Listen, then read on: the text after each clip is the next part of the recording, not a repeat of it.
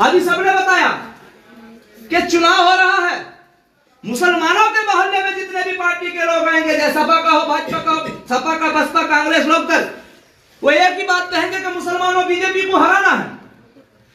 हमारी नाली, खड़ंजा, पुलिया, बच्चों की पढ़ाई की तालीम, हमारी सुरक्षा की बात कोई बात नहीं होगी।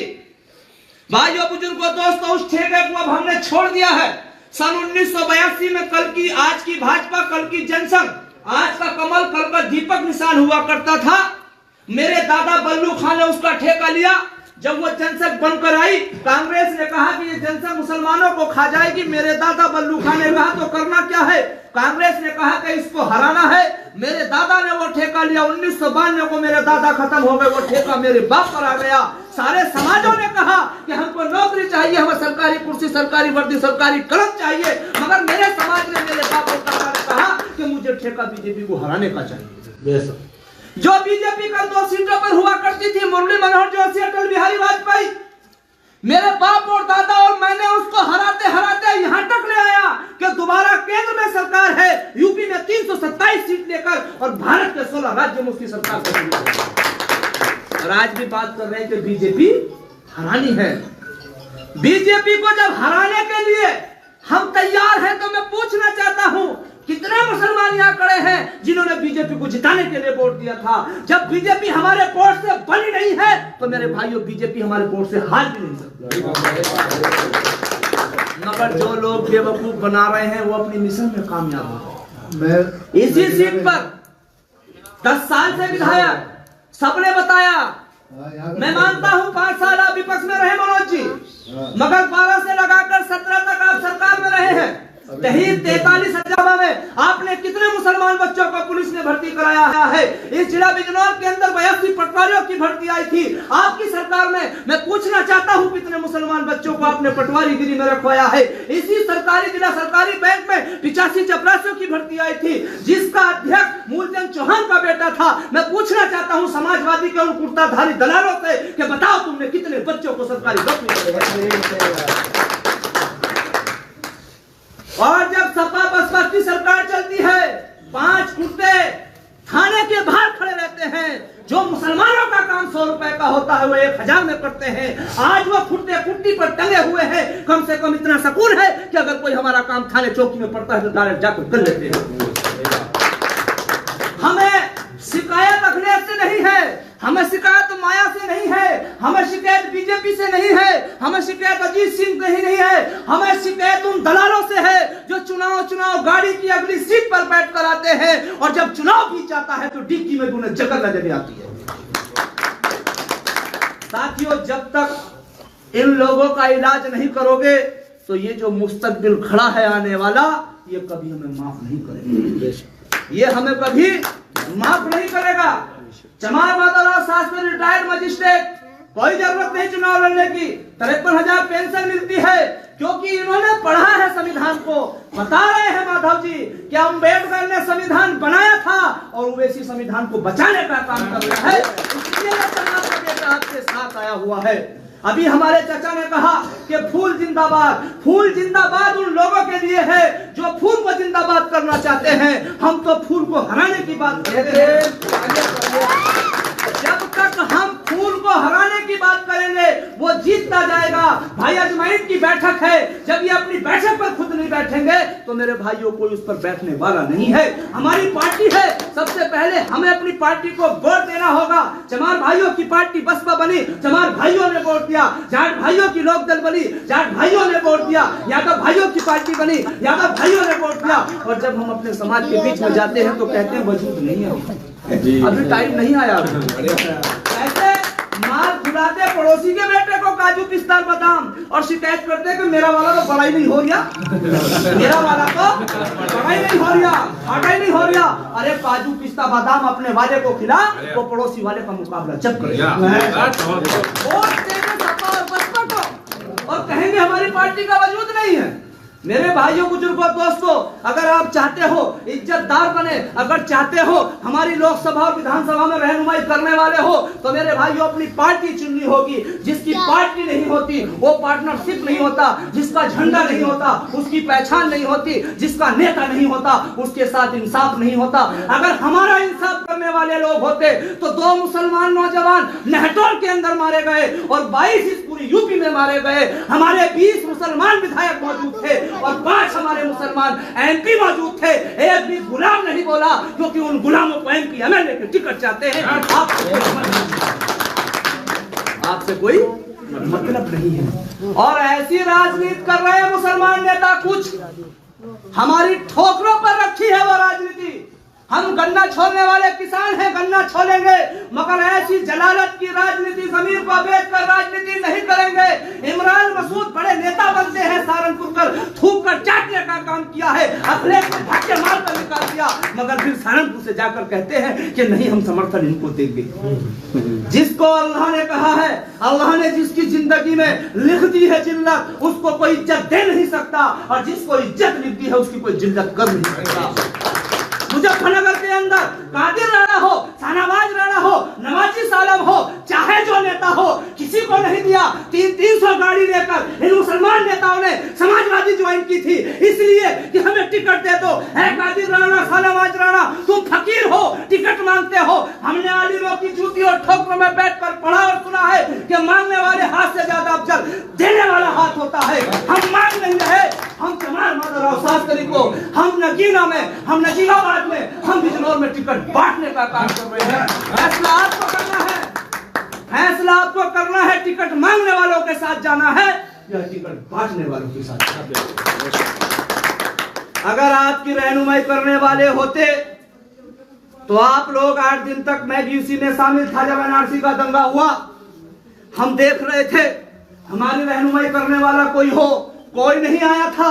इस क्षेत्र के एमपी को मैंने खुद फोन किया था, मलूक नागर जी को मैंने खुद फोन किया था, आप आइए, आप सरकार के नुमाइंदे हो, हमारे प्रतिनिधि हो, हम चाहते हैं हम डीएमएसपी से बात करें, मगर कोई नहीं आया था। क्योंकि तुम्हारे खून के सब प्यासे हैं, तुम्हारे लिए किसी के दिल में कोई हमदर्दी नहीं है। अगर हमदर्दी होती, एक गुप्ता नाम का गोरखपुर में मरता है पुलिस की सुरक्षा में, उसको 21 लाख रुपए अखिलेश जी देते हैं। मायावती जी भी कहती है इसके साथ बुरा हुआ, 51 लाख योगी जी देते हैं। बहुत अच्छी बात है, वो किसी का भाई था, किसी का बेटा था, किसी का शोहर था, मगर उसी से 2 महीने पहले एक फैसल नाम का लड़का पुलिस की सुरक्षा में उन्नाव में मार दिया जाता है। किसी के 2 बोल उस लड़के के लिए नहीं आए, मुआवजे की बात तो बहुत दूर है। उसी के साथ एक अल्ताफ को हाथरस में मार दिया जाता है। ना जाने कितने मुसलमानों को इस तरह मौत के घाट उतार दिया जाता है। कोई तुम्हारे मुआवजे की या नौकरी की बात नहीं करता। उनका खून खून होता है, हमारा खून पानी होता है। हमारा खून पानी होता है। अगर चाहते हो इख्तिदार की बात हो तो साथियों एक काम शुरू कर दो आज से। मैं इलाज बताकर जा रहा हूं आप लोगों को। ये जो दलाल आते हैं ना गाड़ी पर बैठकर, इंशाअल्लाह आने वाली नस्ल आपको दुआ देगी। आपके कोई भी सपा बसपा गठबंधन की बात करने वाला आपके बीच में आए और कहे कि बीजेपी को हराना, तो उसका गिरबान पकड़ लेना और पूछना कि दलाल बता कितने पैसे लेकर आया है। अगर तू गठबंधन को हराना चाहता है तो बता, जब समाजवादी की सरकार चल रही थी 5 साल 17 और 12 में, उन्हें क्या काम किया है। जैसे हकीम जी ने बताया कोई नौकरी लगी, जैसे लई भाई ने बताया आपको सरकार में कोई सुविधा मिली नहीं मिली, वोट आपका होगा, सपोर्ट आपकी होगी। और मनोज पारस जी का तो एक नया करिश्मा देखा है मैंने। जब मुसलमान काम के लिए जाते हैं तो कहते हैं कि आपने तो अखिलेश यादव और मुलायम सिंह यादव को वोट दिया है, मुझे नहीं दिया।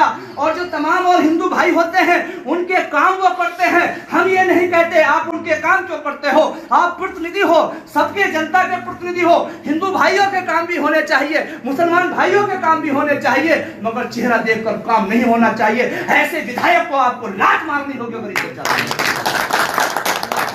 मेरे भाइयों बुजुर्गों दोस्तों, मैं आप लोगों का शुक्रिया अदा करता हूं। जिलाध्यक्ष होने में कोई घर से बाहर निकलने को तैयार नहीं, मगर आप यहाँ सैकड़ों की तादाद में हैं, तो ये इस बात की गवाही है कि हम दम से निकलेगा ना हम नसी से निकलेगा, मेरे पांव का कांटा मेरे हाथी से निकलेगा। और कहता फिरता का साहिर इन्हीं गलियों में कि बेटा जमीन खोद पानी यहीं से निकलेगा।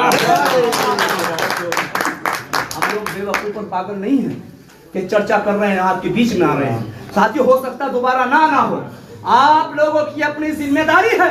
हो सकता है नजाकत अली पार्टी छोड़कर भाग जाए, नजाकत अली किसी लालच में आ जाए, लई भाग डर जाए, मौलाना भी डर जाए, शास्त्री जी भी भाग जाए। आपको सिर्फ दो चीज याद रखनी है, हमारा नेता सदुद्दीन ओवैसी है, हमारा चुनाव चिन्ह पतंग का निशान है, बाकी और कुछ नहीं। और इंशाअल्लाह आप एक बार हिम्मत और ताकत दे दो, थानेदार की हैसियत नहीं होगी कि किसी का नाम पूछकर उस पर जुल्म कर सके। कब होगी वह ताकत? जब आप हमें अपना वोट दोगे, हमारे उम्मीदवार को वो वोट दोगे। हम भी चाहते हैं कि जैसे हमारा चमार भाई फटी हुई धोती जूती टोपी पहनकर थाने में जाता है, वो इज्जत पाता है। हमारे 10 मुसलमान जब थाने के गेट पर जाते हैं तो वो जो संतरी होता है डरा कर भगा देता है, वो डर हमारे मुसलमानों के बीच से निकल जाए, उन दलित भाइयों के बीच से निकल जाए, उन तमाम हिंदू भाइयों के बीच से निकल जाए जिनको आज तक हक और इंसाफ नहीं मिला।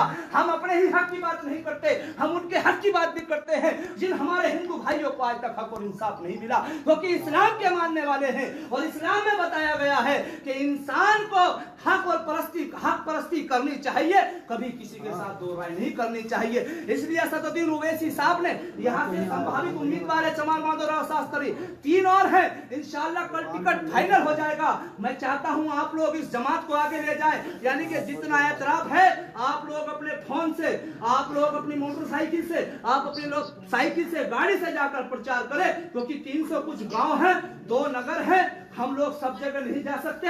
उद्योगपति नहीं है, ये रिटायर्ड मजिस्ट्रेट है, कोई उद्योगपति नहीं है, सब सत्ता वाले लड़ रहे हैं। उनके पास तो खनन का, उनके पास दलाली का, उनके पास सटोरे गर्दी का, उनके पास पुलिस को छुटवाने पकड़वाने का तमाम पैसों का अंबार है। हमारे पास पैसों का कोई अंबार नहीं है। अगर अगली मीटिंग होगी तो समझ लेना, हो सकता हम आपसे 1000-2000 रुपए चंदे के लिए, क्योंकि हम भी अपने घरों से इतने अमीर नहीं है, एक जुस्तजू लेकर निकले हैं कि ऐ खुदा तो उस कलम को सिहाई ना दे जो सजा तो दे पर रिहाई ना दे, तोड़ देना चाहिए वो आईना जिसमें अच्छा बुरा कुछ दिखाई ना दे। अच्छा मैं अपनी बात खत्म करता हूँ इन अल्फाजों के साथ। हमने आलिमों की जूती छोकरों में बैठकर पढ़ा और सुना है, ईमान की 3 पहचान है। ईमान 3 दर्जे का है, पहचान नहीं। ईमान 3 दर्जे का होता है।